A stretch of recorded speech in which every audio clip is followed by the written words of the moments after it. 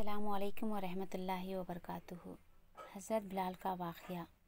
حضرت بلال حبشی رضی اللہ تعالیٰ عنہ سے ایک دفعہ کسی نے پوچھا کہ آپ نے پہلی دفعہ حضور نبی کریم صلی اللہ علیہ وآلہ وسلم کو کیسے دیکھا؟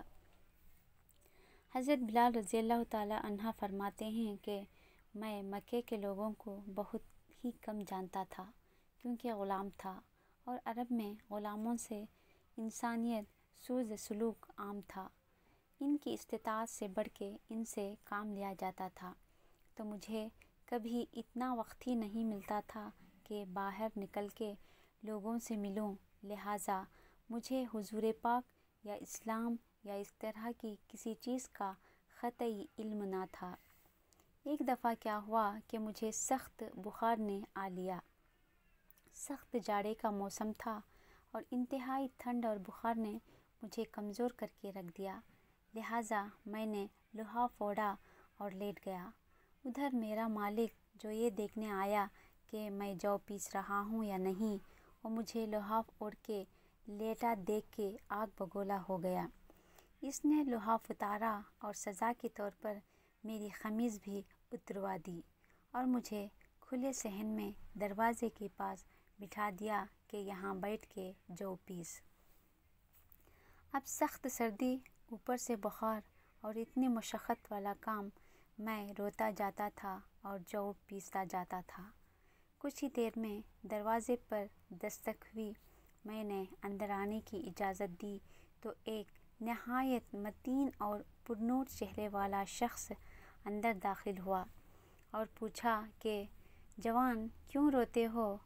جواب میں نے کہا کہ جاؤ اپنا کام کرو، تمہیں اس سے کیا؟ میں جس وجہ سے بھی روؤں، یہاں پوچھنے والے بہت ہیں لیکن مداوا کوئی نہیں کرتا۔ حضور صلی اللہ علیہ وآلہ وسلم یہ جملے سن کے چل پڑے۔ جب چل پڑے تو بلال نے کہا، بس میں نہ کہتا تھا کہ پوچھتے سب ہیں، مداوا کوئی نہیں کرتا۔ حضور صلی اللہ علیہ وآلہ وسلم یہ سن کر بھی چلتے رہے۔ بلال کہتے ہیں کہ دل میں جو ہلکی سی امید جاگی تھی کہ یہ شخص کوئی مدد کرے گا، وہ بھی گئی، لیکن بلال کو کیا معلوم کہ جس شخص سے اب اس کا واسطہ پڑا ہے وہ رحمت للعالمین ہیں۔ بلال کہتے ہیں کہ کچھ ہی دیر میں وہ شخص واپس آ گیا۔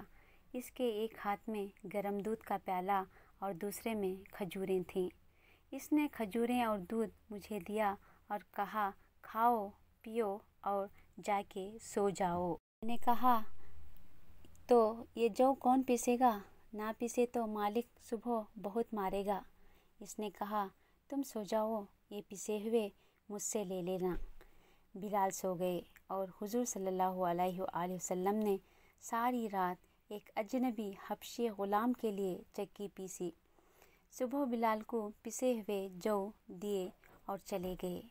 دوسری رات پھر ایسا ہی ہوا، دودھ اور دوا بلال کو دی اور ساری رات چکی پسی۔ ایسا 3 دن مسلسل کرتے رہے جب تک بلال ٹھیک نہ ہو گئے۔